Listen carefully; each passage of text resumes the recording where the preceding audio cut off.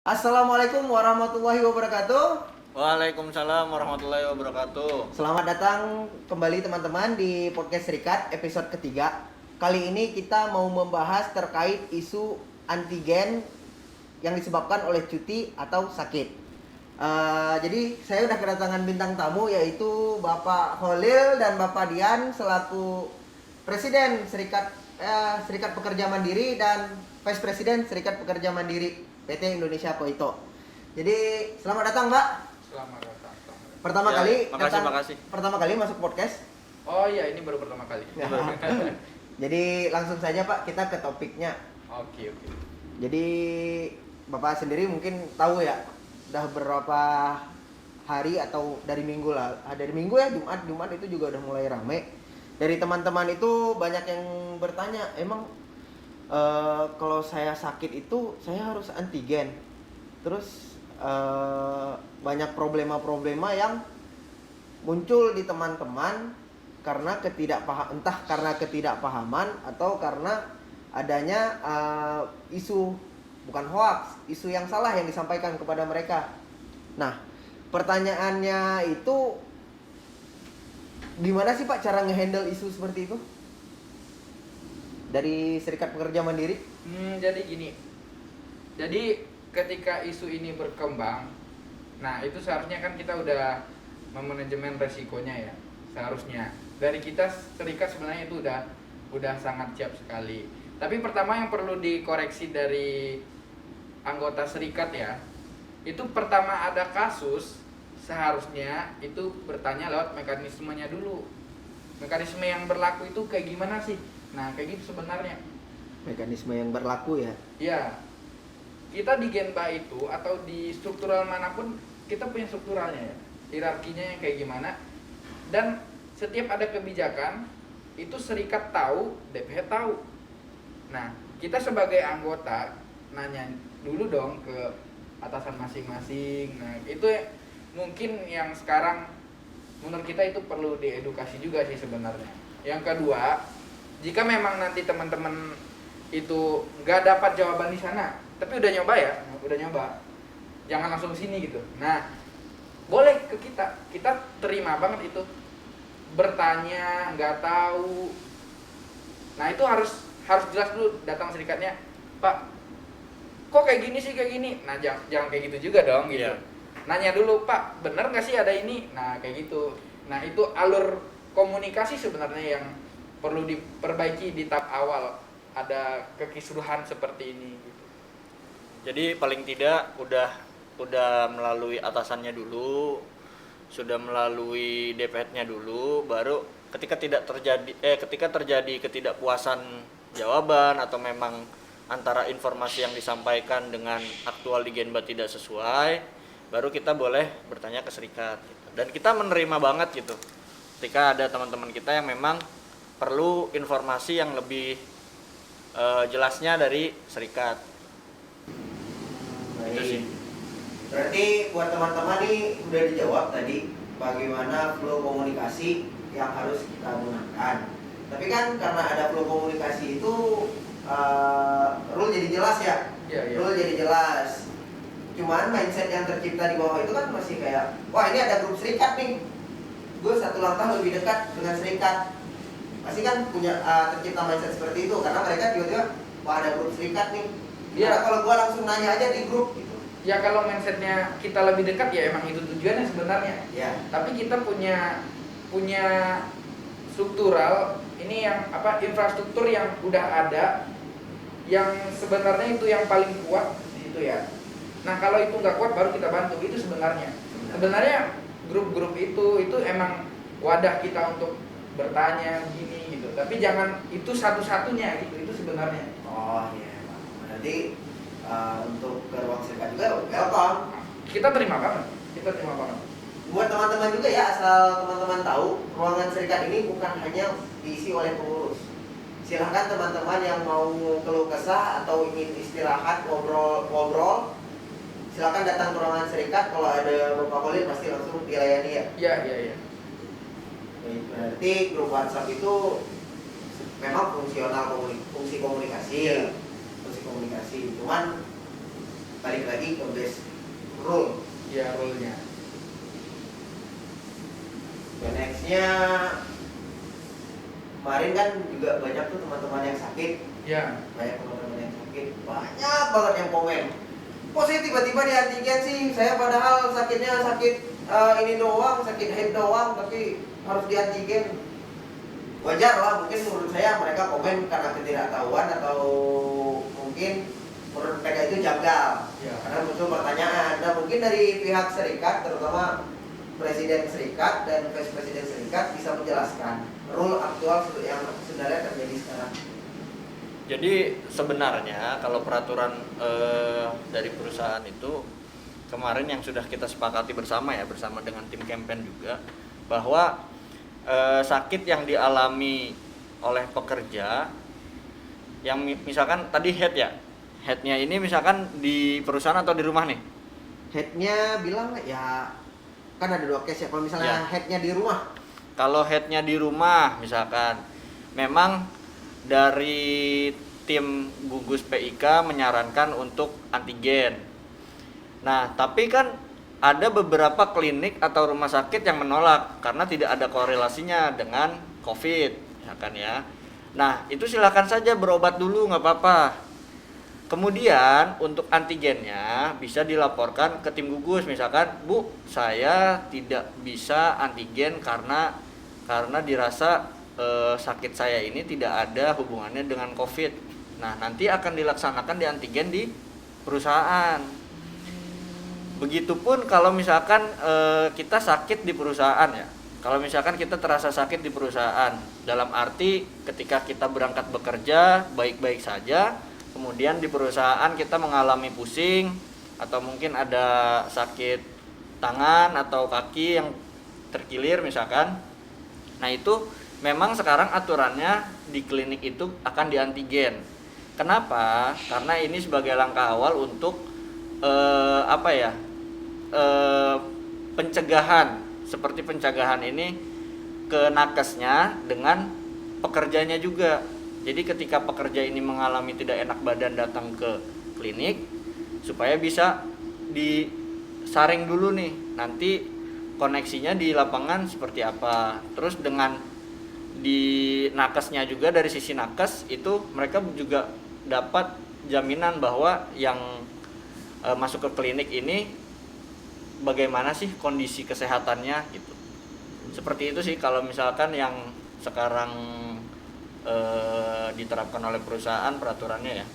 Kalau asal usulnya ya kita boleh tambahkan, itu kan sebenarnya ada lagi nih yang nanya, kok jadi semuanya antigen? Itu kan sebenarnya pertanyaan besarnya ya. Kok semua sakit jadi antigen? Padahal nggak ada hubungannya, diagnosa dari dokternya nggak ada. Terus kita sekarang yang sudah sangat terbuka terhadap informasi, kita googling nih, sakit ini ada indikasi COVID nggak? Enggak. Nah itu kan jadi pertanyaan yang sangat banyak ditanyakan di bawah, dan itu bahkan bukan hanya pertanyaan, bahkan jadi pertentangan dia kan. Iya. Nah itu sebenarnya kebijakan perusahaan di sini, jatuhnya ini sebenarnya kebijakan perusahaan. Dia mengadaptasi dari Kemenkes ya. Iya. Itu yang memberi himbauan kepada seluruh rakyat Indonesia, dan terutama kalau dalam hal ini perusahaan itu harus meningkatkan tracing kayak gitu, meningkatkan tracing. Nah, kok itu jaringnya itu mungkin diperkecilnya untuk menyaring itu orang-orang yang semua sakit itu dianggap berindikasi arah ke sana itu sebenarnya. Nah, kita pengen tahu nih setelah ini keberatannya apa lagi gitu. Mungkin dari pertanyaannya bisa diperjelas lagi tentang keberatannya apa gitu. Setelah dapat jawaban yang kayak gini nih. Iya. Paham. Berarti buat teman-teman nih, Bapak Kholil ini memang orang yang ikut setiap meeting COVID dan meeting bersama tim gugus ya. Iya. Dan dulu saya juga tim campaign. Nah, kebetulan Bapak ini juga tim campaign COVID. Jadi tidak perlu diragukan lagi omongan Bapak Kholil ini. Berarti penjelasannya ini memang yang disampaikan pada meeting kemarin kan, Pak? Iya. Dan kalau ini jadi anggota itu ada jadi satu masalah baru lagi yang ini kan yang kita ucapkan ini sebenarnya kan udah dalam bentuk kesepakatan kita Ya. dari serikat dan manajemen. Dalam hal ini khususnya berarti ada gugus juga kan. Iya, iya. Nah, kalau emang itu jadi bakal ini lagi ya silahkan kita discuss lagi gitu, keberatannya di mana gitu sebenarnya. Kalau dalam hal yang sakit ini ya Tapi balik lagi ke dalam rule komunikasi. komunikasi ya, Ya. benar. Berarti buat teman-teman nih ya, kan banyak nih case nih, apalagi di toilet belakang tuh. Nggak setuju dikit langsung coret, nggak setuju dikit langsung coret. Jangan ya, itu bukan bukan budaya di PT Indonesia Co itu untuk menyampaikan keluh kesah. Ya kadang itu kita sebenarnya ada aspirasi loh, tapi kita sebagai serikat bingung aspirasinya apa sih gitu. Kalau enaknya kan ngomong ke kita bukan nyari pelakunya siapa sebenarnya. Ya. Problem apa sih yang ingin diangkat? Ayo kita selesaikan bareng-bareng kayak gitu aja sebenarnya. Kalau dalam case yang vandalisme itu ya. Iya, iya. Berarti memang dibutuhkan kerjasama antara pengurus dan anggota. Iya, karena sebenarnya kita satu aja sih, satu keluarga. Satu keluarga. Sama-sama saling menjaga Ya, kan. kita juga sama-sama employee ya. Ya. Karena intinya kan yang ketika nanti kita berdiskusi itu goalsnya adalah kita punya solusi ya untuk Ya. suatu masalah. Yang solusi ini sebenarnya tidak menyangkut individu dan bisa dinikmati sama seluruh karyawan juga kan sebenarnya seperti itu.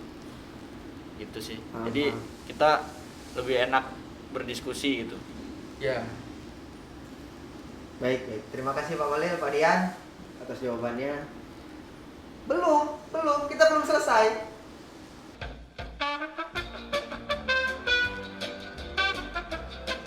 Udah kameramen? Udah. Oke. Lanjut ya. Sorry tadi ada kesalahan teknis. Oke Pak, balik ke kaitan. Sambil minum ya? Oh silakan. Ini teman-teman sebelum podcast ini dimulai kita udah antigen semua ya. Pak Khalil itu kemarin antigen, saya antigen. Pak Dian juga udah antigen. PCR saya. Oh PCR. Itu mah kena tracing Bapak mah. Ya. Bapak mah kena tracing. Saya juga korban dari isu ini. Jadi gara-gara nggak masuk tiba-tiba antigen. Cuman karena di cover sompo ya nggak keluar orang pribadi ya saya juga ya udahlah. Selama nggak ngeluarin duit, mungkin kalau keluar duit, ayo perang gitu. Jadi next ini Pak. Iya. Terus kan banyak juga yang ngaitin peraturan kan sekarang makin ketat ya Makin untuk sakit dan cuti. Nah banyak teman-teman tuh yang nyangkal lagi, buat apa sih vaksin orang? Buat apa sih vaksin? Tapi peraturannya makin ketat. Gitu. Sebenarnya ada kaitan nggak sih antara vaksin dan peraturan yang makin ketat ini? Oh ya, jadi ini arah pembicaraannya bergeser ke vaksin ya? Bukan ke vaksin, tapi kan itu kan juga salah satu isu yang gede ya. Iya. Teman-teman. Sedangkan narasi yang kita bangun sebelumnya ketika ngajak orang vaksin di Eropa bisa lepas masker loh, gitu kan ya? Iya. Dan ini menjadi garansi bagi teman-teman. Oh ya udah, gue vaksin aja nih. Tapi kedepannya pasti lebih longgar gitu kan ya? Iya. Nah. Pasti mindsetnya kan keciptanya seperti itu. Iya. Kan katanya juga menciptakan herd immunity. Iya. Ada dua hal sebenarnya kalau dari saya pribadi ya. Yang pertama itu kita belum selesai vaksin kedua. Itu yang pertama ya. Dan selama vaksin itu imun kita itu harus dijaga. Benar nggak sih? Iya. Nah, dan yang kedua sebenarnya kita sekarang lagi mengurus biar produksi ini 100%. Nah itu kalau alasan dari segi bisnis ya.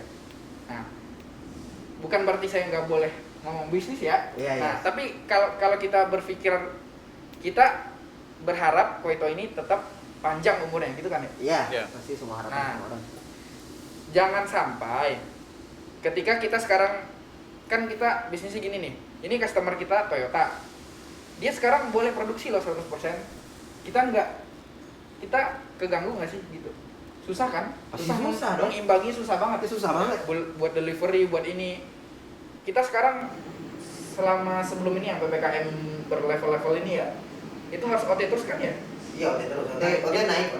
Itu berdampak ke imun, benar nggak? Lebih bagusnya kita urus izin 100%, kita normal lagi. Iya benar. Kita normal lagi, nggak ada long shift, nggak ada ini, kita normal seperti sedia kala. Nah itulah untuk syarat-syarat itu kita harus ada standarnya gitu, ada standarnya yang bakal diaudit. Iya. Dan kita harus memenuhi itu sebenarnya agar bisa produksi 100%. 100%. Dan kita nggak kejar-kejaran sama customer kayak gitu sebenarnya. Ada tambahan mungkin dari Pak Jan? Ya kurang lebih memang kalau dari saya sih terkait dengan isu yang mengaitkan dengan vaksin ya. Jadi balik lagi sih sebenarnya ini itu kan mengadaptasi dengan himbauan Menteri Kesehatan yang dimana kita memperkuat tracing salah satunya dengan ya ini tadi seperti cuti atau sakit itu nanti kita bagaimana sih menjamin antara satu pekerja dengan pekerja yang lain ini bisa terdeteksi dini itu, bisa terdeteksi lebih awal agar penanganannya tidak mempengaruhi proses produksi. Seperti itu sebenarnya intinya. Paham. Berarti teman-teman sendiri kan juga udah pernah dengar nih, tadi Pak Khalil sudah berbicara, Pak Dian juga sudah berbicara terkait alasan kenapa peraturan semakin ketat. Aturan semakin ketat itu kan pasti ada bukan fungsi sih, pasti ada penyebabnya kenapa ternyata kita itu sedang mengejar target agar bisa 100%. Ya. Nah, jadi nextnya itu selagi ada Pak Dian sama Pak Khalil di sini. Iya. Kita tunggu nih pertanyaannya apa nih? Deh, kok jadi saya yang diserang nih? Harusnya saya yang bilang Dian. Pertanyaannya masih kurang nih. Masih kurang greget. gitu. Iya. Kalau terlalu greget kasihan. Jadi nextnya Pak, ini selagi ada Pak Khalil sama Pak Dian ya. Iya. Silakan ceritakan flow, kan ada tuh yang flow chart kemarin. Iya. Flow chart kemarin terkait yang cuti, yang sakit, yang cutinya urgent, cuti yang terplanningkan, anggota keluarga sakit. Nah, kita mulai dari yang sakit di area kerja dulu nih Pak. Sakit. Mereka itu rule yang sebenarnya harus seperti apa sih? Nah, gini. Kita harus merunut itu jauh ke belakang di bulan Maret. Di bulan Maret? Di bulan Maret itu tim campaign itu masih aktif ya? Ya. Ngerasain nggak sih? Emang sekarang udah nggak aktif dengan bandnya? Ya semi aktif. Ya. Konsep itu digagas di Maret Ya. dan dieksekusi di akhir Maret sampai awal-awal April gitu ya.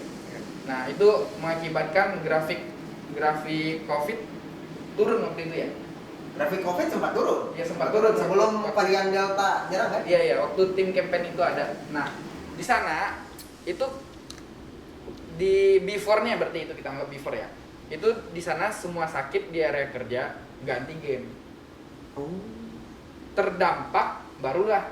Kalau terdampaknya ini gimana? Nah, itu penanganannya dia antigen atau PCR nah gitu. Kalau dia bergejala dia jadi PCR yang seperti itu yang before-nya. Tapi sekarang balik lagi yang seperti tadi.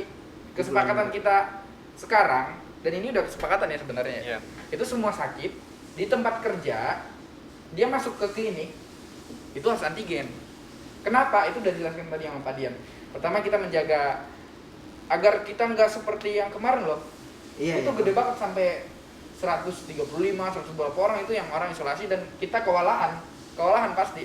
Dan itu menyerang nakes. Iya. Menyerang nakes, benar nggak? Gugus juga kena serang.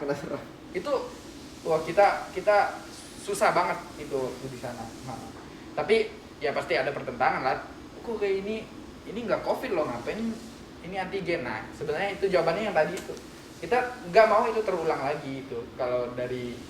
Tapi kan kalau misalnya sakitnya itu kayak hilang lah, ada bekas luka ataupun sakit head, itu kan biasanya banyak member saya juga banyak tuh member perempuan yang tiba-tiba lagi kerja tuh nyeri banget perutnya, dia minta perutnya biasanya dikompres. Nah apa itu harus antigen juga kayak gitu? Kalau untuk sekarang iya.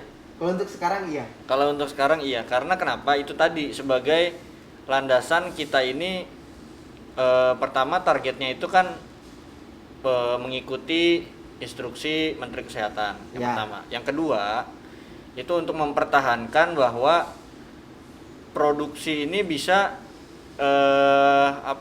tetap konsisten. Artinya tracingnya ini tidak begitu banyak ketika memang yang bersangkutan ini terindikasi COVID. Oh. Jadi sebagai yang seperti saya bilang tadi itu sebagai langkah awal itu. Iya, iya. Karena kita kan targetnya tadi sudah disebutkan ya, kita akan 100% karena customer kita sekarang sudah 100% produksinya. Tentu pasti ketika nanti satu member ada yang terindikasi COVID tapi tidak terdeteksi, nanti akan pemaparannya lebih parah lagi, lebih masif lagi. Kita akan kewalahan sendiri seperti yang terjadi di bulan-bulan sebelumnya gitu.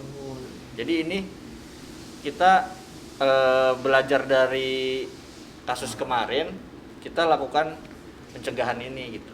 Berarti sekarang apapun sakitnya kalau ke klinik antigen. Antigennya itu di depan ya? Di dekat area pos security kan? Oh, salah? Ada di ini luar ya, Di luar ada. Di luar. di security ya benar. Berarti nggak dipulangkan ke Kujang kan? Biasanya kan kalau antigen kan di Kujang tuh. Bukan. Berarti masih di area Koito juga. Iya. Kan nggak nutup kemungkinan bisa jadi ada yang sakit sampai harus benar-benar tidur kan? Iya. Itu kan takutnya mereka mindsetnya, waduh ini dibawa ke luar baru balik lagi ke dalam. Iya. Itu semua dilakuin di Koito kan? Iya, di Antigennya juga di Koito. Iya. Oke, berarti buat teman-teman sakit apapun pada saat bekerja kalau mau masuk ke klinik memang harus antigen ya.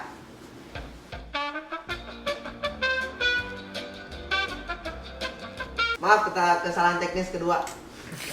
Next, kalau sakit di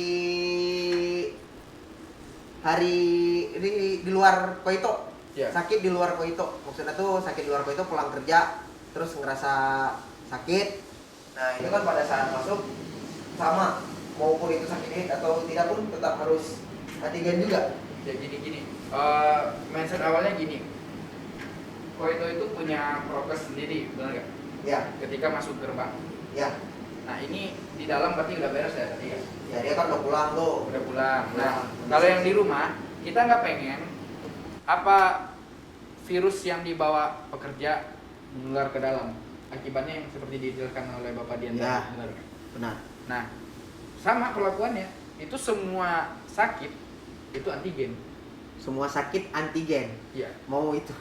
Maaf nih, bukan jerawat sih, bisul kan bisa sampai demam tuh. Ya. Ya. Demam dong. Iya. Demam gejala COVID nggak? Demam itu gejala lebih gejala dekat lagi COVID. sih. Sakit head itu Sakit. yang nggak bau COVID banget. Iya. Sakit head sakit perut sih. Iya. Jadi perut. Jadi perut itu lebih ngeri sih, hormon gitu ya. Iya. Hormon kewanitaan Sedang gitu lah. memang pada masanya kan. Iya. Nah itu emang antigen. Antigen. Berarti itu sama aja seperti kata Pak Dian sebelumnya, yaitu Iya. menjaga ya. Menjaga. Jadi sedikit menjelaskan juga, kalau misalkan yang sakitnya ini di rumah ya, di rumah atau pas pulang kerja atau memang setelah libur ya, hari Minggu. Nah ini yang bersangkutan ini kan yang merasa sakit ini akan berobat ya, Iya. paling tidak berobat ke klinik. Nah ketika memang sakitnya ini dirasa oleh dokter atau tenaga kesehatan tidak perlu melakukan antigen, maka langsung lapor ke tim gugus. Otomatis ketika sudah berobat, kan kita sudah ada surat keterangan ya. Surat keterangan itu nanti kita bawa saat masuk, dan antigen akan diarahkan oleh tim gugus saat sebelum masuk kerja. Sebelum masuk kerja antigen. Ya, jadi di perusahaan nanti yang seperti di depan itu. Apabila dia di reject. Ya, di Dia reject. di reject oleh tempat dia berobat sebelumnya. Betul, karena kemarin teman-teman di Gemba juga sempat ada kasus kan yang sampai mohon maaf ya, penyampaian dari mungkin dari atasannya ini kurang jelas. Jadi sampai memaksakan nyari ke klinik yang satu ke yang lainnya. Jadi itu akan beresiko sekali. Baik itu, ya bayangkan aja kan dia udah sakit kan ya, udah sakit terus nyari klinik muter-muter yang mau dipakai antigen, yang bersedia antigen, tapi nggak ketemu, ya akhirnya tambah sakit gitu. Jadi kalau misalkan memang sudah di klinik yang pertama tidak bisa antigen, langsung lapor ke tim gugus aja. Agar di antigen di Perusahaan. Berarti kayak Kang, kalau yang namanya antigen kan masih stigmanya itu kan, aduh uang keluar nih. Stigmanya kan uang keluar nih. Jadi sebenarnya antigen itu kita memang harus ngeluarin duit sih. Kapan kita harus ngeluarin duit buat antigen? Kapan sebenarnya kita tuh di cover oleh perusahaan? Temanya sekarang sakit ya. Sakit. Nah, sakit yang seperti Bapak Dian bilang tadi, diagnosa dokter itu yang mengakibatkan antigen. Ya. Masalahnya kan berarti yang tidak didiagnosa harus antigen oleh dokter, kok itu mewajibkan nih. Nah, itu perusahaan yang cover. Melalui caranya tadi komunikasi dulu sama gugus. Jangan ujug-ujug nggak ada informasi terus gimana gitu nuntut kan itu Iya. Jadi komunikasi itu emang harus selalu bangun. Kayaknya saya harus nulis kontak tim gugus dari bawah sini. Soalnya mungkin teman-teman kan juga nggak tahu bagaimana cara kontak tim gugus. Atasannya harus tahu, Atasan harus tahu. Iya. Melalui Berarti atasan. atasan itu misalnya ada member nih sakit, bukan dia langsung yang ngontek atau atasannya yang ngontek tim gugus. Nah, kalau di tim campaign itu melibatkan struktural sebenarnya. Melibatkan struktural. Struktural harus tahu di sana. Nanti ceritanya dia yang menghubungi gugus, atasan yang menghubungi gugus itu setelah itu. Yang penting atasannya tahu dulu gitu. Tahu bahwa dia itu sedang lagi ada problem bingung itu kan. Iya. Dia mau diantigen di mana gitu kan. Nah, dia sakit itu atasannya harus tahu. Adjustment itulah seharusnya yang kita perlu koreksi selama ini. Adjustment ini nih sekelas leader harus tahu. Harus memutuskan. Jangan serta-merta kesana langsung tuh kesana, nggak boleh. Udah Dia harus punya gugus aja gitu loh. Iya, dia harus punya adjustment juga sebenarnya. Peran struktural itu kalau yang membaca ya, dan itu emang harus dibaca ya kan. Iya. Itu jadi panduan kita kan, jadi guidance kita. Di situ kelihatan tuh. Unfit, lapor struktural. Di situ dulu tuh, lapor struktural. Nah, kita tekankan di sana sebenarnya. Berarti tidak serta-merta udah kamu antigen mandiri aja gitu. Itu bukan solusi ya? Bukan solusi itu. Nah, itu yang kita koreksi. Ini atasannya tahu nggak sih gitu? Itu lain problem kan jadinya. Problemnya beda lagi jadinya. Ya. Kan sekarang yang jadi masalah itu kan, aduh Pak, ini mah kira aku kudu antigen deh. Kenapa harus antigen lagi? Yang kita berarti struktural itu harus menjelaskan kenapa dia harus antigen dan mencari solusi untuk setiap problema dia kan? Ya, dan dia harus tahu peraturannya. Dia juga harus tahu peraturannya. Ya. Berarti struktural itu sangat penting perannya di dalam. Peranannya sangat penting. Pertama di alur komunikasi, yang kedua di adjustment. Penting ya? Penting banget berarti struktural. Ya. Jadi buat teman-teman yang baca maupun mau itu dia member ataupun non struktural atau struktural, bisa dipahami apa yang diceritakan oleh Pak Khalil tadi. Jadi nextnya lebih aware lah terhadap rule, lebih mengerti lah terhadap rule. Jadi diharapkan nggak cuek sama situasi sekarang. Mungkin merasa sedang posisi nyaman jadi agak cuek dengan situasi. Ya, nggak seperti itu ya? Enggak. Jadi memang benar-benar harus aware terhadap kondisi sekarang ini. Apalagi terhadap yang membernya banyak. Semakin tinggi jabatan kan membernya makin banyak. Iya. Oke, yang sakit berarti case-nya kalau udah dijelaskan tadi untuk masalah biaya yang itu kan. Nah, kita next-nya ke cuti. Cuti itu kan ada cuti yang terplankan, ada cuti urgent. Ya. Betul. Ada keperluan mendadak lah. Ya. Nah, kita mulai dari yang cuti terplanningkan loh. Gimana? Siapa? Yang terplanningkan dulu. Terplanningkan dulu. Yang terplanningkan dulu ini berarti alurnya itu kan kita pengajuan dulu ya ke atasannya. Pengajuan, setelah ada pengajuan kemudian pasti admin akan menginstruksikan ya, atau mungkin langsung instruksi dari atasannya untuk ke tim gugus ya. Sebagai apa sih kegiatan yang akan dilakukan selama cuti. Nah, di gugus mungkin teman-teman akan dapat beberapa pertanyaan tentang kegiatan. Nah, di situ ada nilai resikonya sebenarnya. Dan nilai resiko itu berkaitan dengan nantinya ketika masuk kembali itu tidak perlu antigen atau PCR. Penilaian resiko itu nanti akan berpengaruh ke hasil itu. Nah, ketika teman-teman mengisi penilaian resiko itu, pastikan teman-teman benar mengisinya itu sesuai dengan kegiatannya. Jadi untuk apa? Untuk ya sebagai ini juga sebagai guidance bahwa teman-teman memang resikonya itu sesuai. Jadi tidak ada seperti manipulasi seperti itu ya.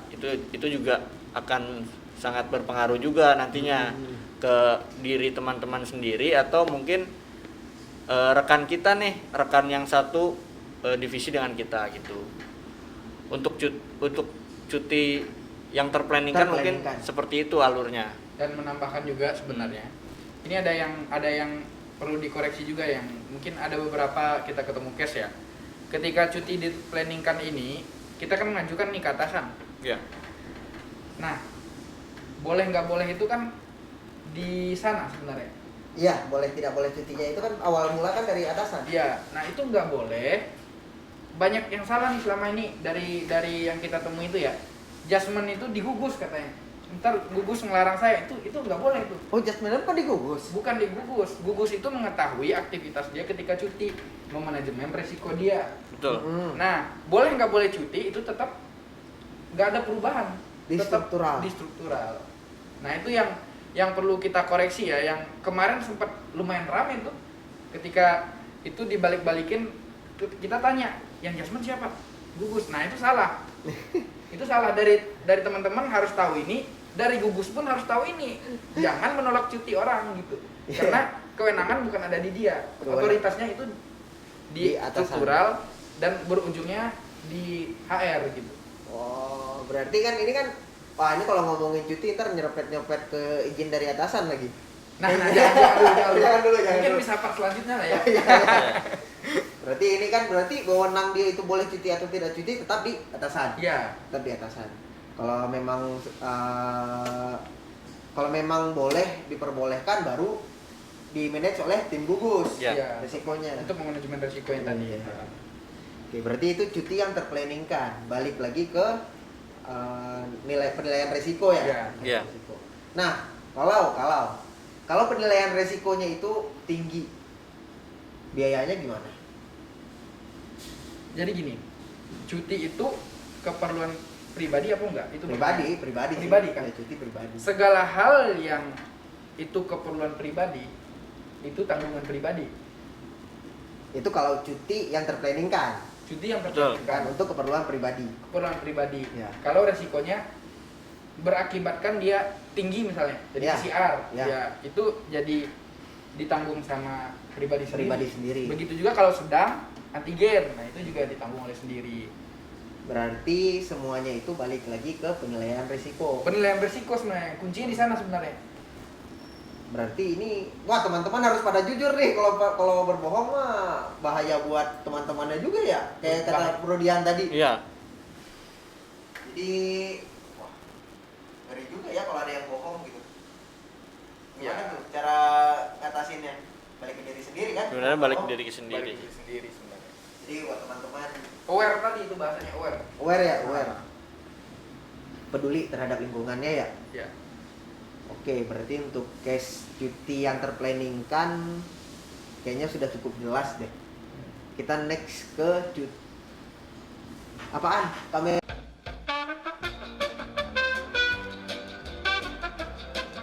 Maaf, kesalahan teknis ketiga ya? Keempat. Kesalahan teknis keempat. Next, untuk cuti yang mendadak atau keperluan mendadak. Cuti urgent. Cuti urgent. Cuti urgent kan, biasa kan ada yang sakit juga minta potong cuti kan juga ada yang kayak gitu. Iya. Kalau untuk cuti yang mendadak itu bagaimana sih Pak penanganannya? Cuti mendadak kan banyak tuh, ada keperluan pribadi, mereka oh saya pajak motor udah mati nih, saya mau perpanjang, atau waduh baru ingat SIM gua mati nih. Kalau nggak diperpanjang kan lebih ribet lagi. Ya. ATM ketelan. Ya. Ya kan case paling ini itu kan untuk Pompa mati. pompa mati ya, listrik konslet. Iya. Apalagi itu? Wah mau nikah nih, enggak ada. Enggak ada. Nikah semua terplanning. Itu nggak urgent ya? Semua Itu terplanning kan ya? Semua nikah terplanningkan. Tidak ada nikah tidak terplanningkan Iya, kecuali jangan. Nah, berarti untuk case itu kan case mereka apa sih namanya? Keluar ya? Iya. Bukan keluar sih, keluar dari rumah. Iya, Ada juga yang di dalam rumah di kan? dalam rumah. Di Iya. dalam rumah. Apakah sama penilaian resikonya? Nah, jadi untuk cuti urgent ini sebenarnya kan berbagai macam ya alasannya untuk pengajuan. Adapun yang memang mengantarkan keluarga sakit, misalkan ke klinik, sebenarnya di penilaian resiko itu kan juga kalau menurut kita juga sudah ada di sana. Jadi ada yang apakah Anda akan berkerumun lebih dari 10 orang, misalkan yang memang dia ke suatu tempat, atau mungkin di rumah mengantarkan yang akan mengantarkan ke fasilitas kesehatan, atau memang yang hanya di rumah saja nih, kayak tadi misalkan listrik mati, pompa mati, atau mungkin motornya mogok misalkan. Nah, itu balik lagi sebenarnya ke penilaian risiko untuk pengajuan cuti itu. Nah, ketika penilaian risikonya sedang atau bahkan tinggi, nah itu artinya itu balik lagi ke diri pribadi itu, karena memang kan keperluannya ini keperluan pribadi Ya.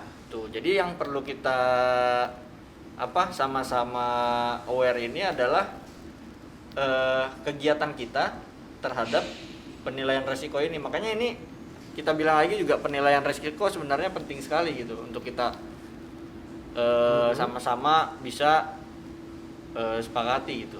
Iya, dan ini sebenarnya yang paling tahu nih cuti keperluan pribadi. Iya. Yang paling tahu kita kemana ini itu kan kita sendiri. Kita ke rumah sakit nggak sih dapat poin 1, kita berkerumun nggak sih dapat poin ini. Kita yang paling tahu kita pakai kendaraan umum nggak sih, kita keluar provinsi nggak sih. Nah itu ada di planning risiko semuanya sebenarnya. Berarti planning resiko ini harus diketahui oleh semua orang. Harus diketahui. Tapi pertanyaannya, apa kalian udah pada tahu planning resiko? Kayaknya kebanyakan nggak tahu deh. Kebanyakan Belum nggak- tahu. karena Belum tahu.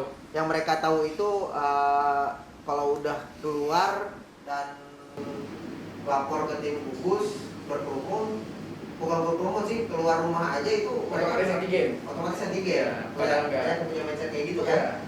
Padahal enggak. Tergantung dengan risiko tadi. Penilaian risiko. Ya. Jadi kita harus tahu tuh poin-poinnya. Nah, setelah penilaian risiko ini, mungkin mereka sudah pada ngerti. Mereka bakal komplain ke yang penilaian risiko.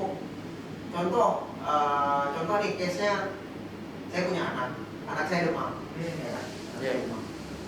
Saya bawa ke bidan. Ya. Ke bidan. Itu berarti untuk penilaian risiko aja pertama saya keluar rumah. Penilaian risiko, keluarga sakit. Iya. Keluarga sakit, terus saya keluar rumah. Hitungan saya berkerumun atau tidak itu kan yang tahu saya. Ya. Ya kan? Saya tetap jawab saya tidak berkerumun, saya tidak lebih dari 10 orang karena Ya. memang di bidannya sedikit, Ya. nggak rame. Tapi case itu tetap harus antigen. Nah itu justru aneh di sana. Nah, kenapa? Itu nilai cuma 1 loh. Nilai cuma 1 itu. Dia keluar rumah ke Vaskes, itu nilai Iya. cuma 1 ya. Itu rendah. Dia nggak berkerumun katanya. Cuma 2. Enggak. Dia nggak berkerumun kan? Bilangnya jam 2 malam nih. Iya. Jam 2 malam klinik aja harus diketok dulu kan? Nah makanya poin pentingnya kita harus tahu poin-poin di penilaian risiko Di penilaian risiko tadi ya. sebenarnya. Bagian mana sih yang kita langgar? Kok poin kita jadi sedang? Kok kita antigen? Kok kita jadi PCR? Nah itu kita pribadi juga harus aware ke sana dan kita harus tahu. Berarti buat teman-teman nih, kalau emang sekiranya udah tahu, silakan hubungi atasannya, minta cari tahu penilaian resikonya bagaimana. Benar nggak? Iya Iya. benar. Langsung tanya ke atasannya. Pak, penilaian resikonya itu gimana sih? Apa saja sih yang dinilai di penilaian resiko? Silakan tanya ke atasannya. Dan buat atasan-atasan ya silakan cari tahu. Ya harus tahu. Soalnya di Mading Kita- juga belum ada loh. Kita punya anak-anak, ya kita yang mengedukasi mereka gitu. Iya sih. Begitupun kita di serikat, ketika ada yang bertanya ke kita setelah bertanya ke sana, kita juga harus tahu dan kita Iya. juga siap buat menjelaskan itu sebenarnya. Enggak. Tapi kalau untuk di Mading ya, tadi kan memang di Mading belum ada ya kata Penilaian resiko. perusahaan CEP. Jadi penilaian resiko ini memang tidak dipampang di Mading karena untuk hal sebenarnya wawancara saja. Wawancara. Jadi wawancara oleh tim gugus saja. Itu memang berkas yang dibutuhkan untuk keperluan pengajuan cuti atau cuti urgent. Jadi kenapa tidak dipampang di mading ya, karena itu sebenarnya bukan informasi yang harus terus-menerus kita lihat di sana gitu kan. Nggak, maksudnya itu kan penilaian resiko itu semua harus tahu. Betul. Yang harus tahunya itu pertanyaannya atau nilainya? Semuanya. Semuanya. Ya. Yang mengakibatkan di antigen itu apa? Dia harus tahu. Berarti satu-satunya sarana agar tahu apa saja penilaian risiko itu adalah struktural dong. Betul. Ya. Tidak terpampang tidak di-share melalui, ya terserah lah mau di-share di media sosial, bukan media sosial. Apa sih namanya? Itu caranya struktural lagi. Cara Dia struktural mau cara verbal atau lewat sosmed. Nah itu cara mengedukasi. Nah itu sekreatif mungkin lah ya. Sekreatif mungkin ya. Dalam hal ini kan juga pasti struktural ada koneksi dengan gugus. Iya. Maka dari itu ya mungkin member-membernya bisa tanyakan ke strukturalnya kayak gitu. Pak, penilaian resiko itu yang seperti apa sih? Saya mau tahu pertanyaannya apa saja. Terus nilainya saya kalau misalkan mau mengajukan cuti ke bank misalkan. Ke bank itu kan berarti dia Lebih dari 10 orang. pergi keluar rumah ke bank. Nah, itu berapa orang di dalam bank misalkan, kan dia yang tahu sebenarnya. Iya, bukan bisa jadi banknya lagi kosong. Betul, bisa jadi dia datang pagi-pagi, paling pagi, dan tidak lebih dari 10 orang kan mungkin penilaian resikonya mungkin jadi lebih rendah. Iya. Gitu. Oh, berarti penilaian resiko itu sedang diupdate mungkin atau udah ada sih? Kalau emang udah ada, saya mau tampilin gitu di video ini. Sebenarnya sebelumnya udah ada. Sebelumnya udah ada. Kalau sekarang kita lagi tahap diskusi, kira-kira udah 90%-an lah ya. Iya. 90%. Iya, nanti ketika video ini tayang bisa sih sebenarnya ditampilkan nanti. Ini tuh kita take di hari Rabu. Video launching hari Kamis. Bisa jadi ini siang ya. Biasanya ini taruh sore udah keluar dong. Bisa jadi. Iya, bisa jadi. Iya. Nah, jadi buat teman-teman kalau emang sekiranya nanti udah keluar pasti saya munculin di video ini. Di mana di sini? Ya, terserah di sini. Di atas. Oke, emang sih yang cuti urgent ini paling banyak yang komplain. Iya. Karena mereka itu taunya kan ya, apalagi kan ya semua orang tahu istri, anak rentan sakit. Iya. Ya kan, apalagi anak yang punya bayi, yang punya anak kecil, Iya. rentan sakit. Jadi mereka itu mindsetnya kayak, aduh anak gua lagi susah BAB aja, gua harus antigen. Padahal gua harus dampingin dia doang gitu. Sebenarnya balik lagi ke resiko ya. Iya. Berarti buat teman-teman kalau ada yang bilang kemarin sakit apapun, cuti apapun harus antigen, itu isu hoax. Benar kan? Iya. Soalnya kemarin tuh piraku cuman nemenin anak di rumah harus antigen. Ya kan? Terus dia udah takut aja. Dia udah takut. Terus dia antigen pribadi. Iya, ada yang kayak gitu. Ya, ada yang kayak gitu yang ada yang kayak gitu, ada yang taat, ada yang melawan. Iya. Ada yang taat, ada yang melawan. Cuman kan yang melawan ini dia sebenarnya dirinya itu butuh jawaban. Iya.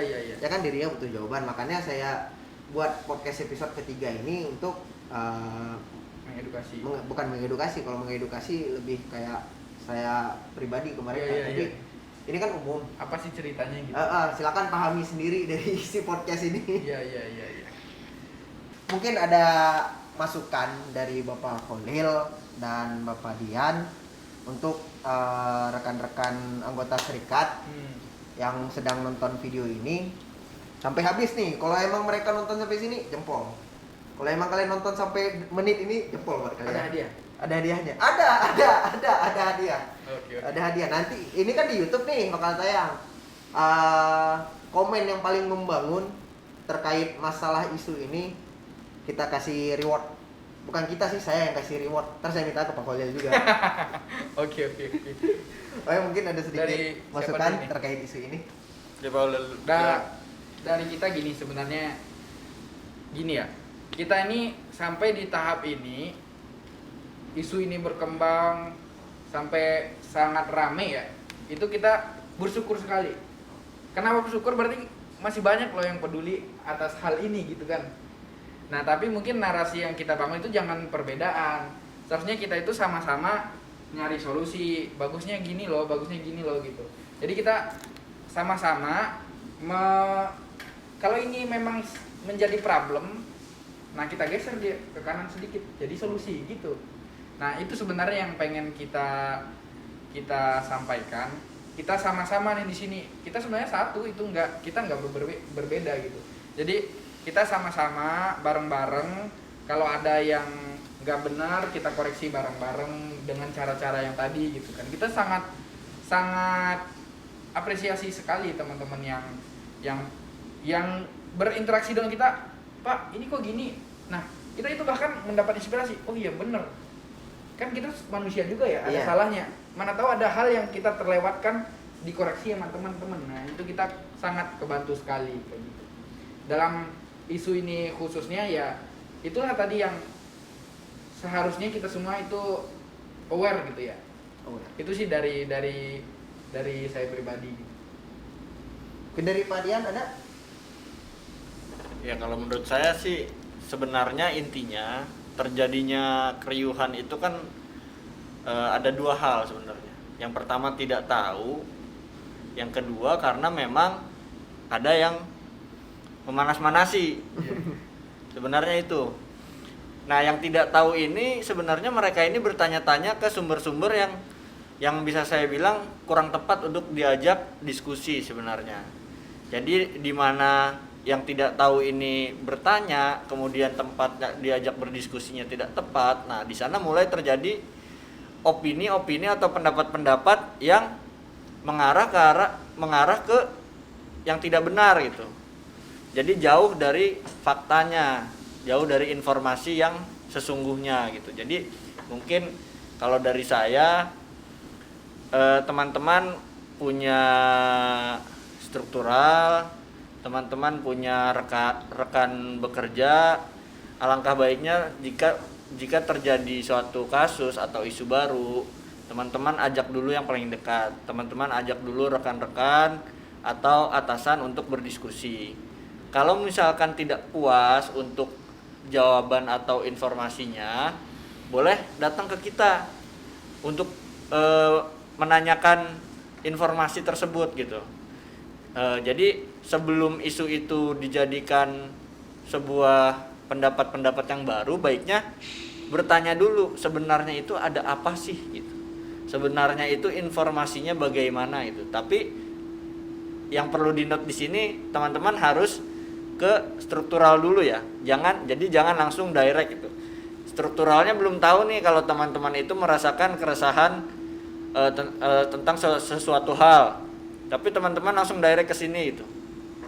Nah, itu paling tidak teman-teman bisa ajak berdiskusi dulu. Dari saya seperti itu aja sih. Tadi ada yang satu, yang kedua yang nggak dibahas. Yang mana? Ada yang memanas-manasi. Nah, yang memanas-manasi ini sebenarnya balik lagi ya, karena mungkin mereka merasa berawal bahwa mereka ini berbeda pendapat, berbeda prinsip misalkan. Jadi terindikasi mempengaruhi orang-orang yang tidak tahu ini gitu. Jadi kita juga minta kerjasamanya. Atau taunya setengah-setengah. Iya, taunya setengah-setengah gitu. Jadi kita juga minta kerjasamanya lah. Kalau misalkan emang teman-teman punya pendapat yang lain, punya prinsip yang lain, kita coba discuss aja gitu. Jadi untuk sama-sama mencari solusi gitu. Jadi jangan sampai justru terjadi pro kontra gitu. Kita sama-sama ingin mencapai sebuah keharmonisan gitu ya sebenarnya. Apalagi kita sama-sama pekerja di sini kan gitu. Sama-sama dinaungi oleh Serikat Pekerja Mandiri gitu. Itu mungkin dari saya. Udah dari Pak Dian? Luar biasa. Luar biasa presiden dan vice presiden saya ini. Jadi buat teman-teman udah hampir 51 menit Pak Khalil dan Pak Dian ini bicara terus. Mudah-mudahan. Dan saya kering ini. Tuh. Kering, nggak ada. Buka masker bahaya lu. Kalau nggak ada minuman baru boleh buka masker. Baik teman-teman, terima kasih sudah menonton podcast hari ini. Kalau memang sekiranya masih ada problema atau pertanyaan tentang case antigen ini, silakan di komen di kolom komentar. Jadi yang balasnya nanti juga lebih ke dalam case ini. Pasti pertanyaannya dalam case ini juga kan? Kalau Ya, memang berarti ada part 2-nya nih? nggak ada. Oh, nggak ada. Mau part 2-nya? Part 2-nya nanti lain lagi. Kalau emang ada masalah yang booming lagi ya kita bikin lagi, kita sikat lagi. Oke. Oke ya. Terima kasih teman-teman. Sampai ketemu di episode selanjutnya. Assalamualaikum warahmatullahi wabarakatuh. Waalaikumsalam warahmatullahi wabarakatuh.